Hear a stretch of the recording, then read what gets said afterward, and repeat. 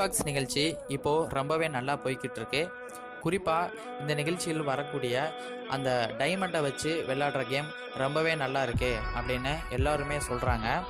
இந்த வைரத்தை பாதுகாக்கிறதுக்காக அது பக்கத்திலேயே தூங்கி கொண்டிருந்த கணேஷ் வெங்கட்ராமன் கண்ணிலேயே மண்ணை தூவிட்டு சக்தி அந்த வைரத்தை எடுத்துட்டு ஒரு டூப்ளிகேட் வைரத்தை வச்சுட்டு போயிட்டாரு.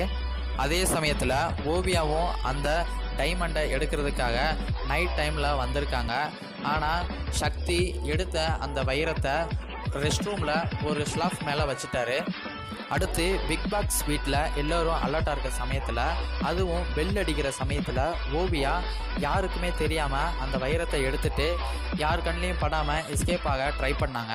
ஆனால் இதை பார்த்த ஆர்ஆர் ஓவியாவை ஓடி போய் கட்டி பிடிச்சி, அதுவும் சிறுத்தை கட்டி பிடிச்சி அந்த வைரத்தை கொடு என கேட்டார்.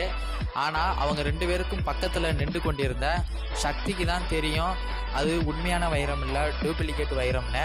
இந்த சம்பவத்துக்கு அப்புறமா கொஞ்ச நேரத்தில் எல்லாரையும் நம்ப வச்சு ஏமாத்திட்டா, துரோகி, திருடி என காயத்ரி ஓவியாவை திட்டியிருக்காங்க. இந்த விஷயத்தை அப்படியே சக போட்டியாளர்கள் ஓவியா காதில் போய் போட, அதற்கு ஓவியா காயத்ரியை அவன் நல்லவங்களையும் சரி கெட்டவங்களையும் சரி இப்படி தான் பஜாரித்தனமாக பேசுவா அப்படின்னு சொல்லியிருக்காங்க.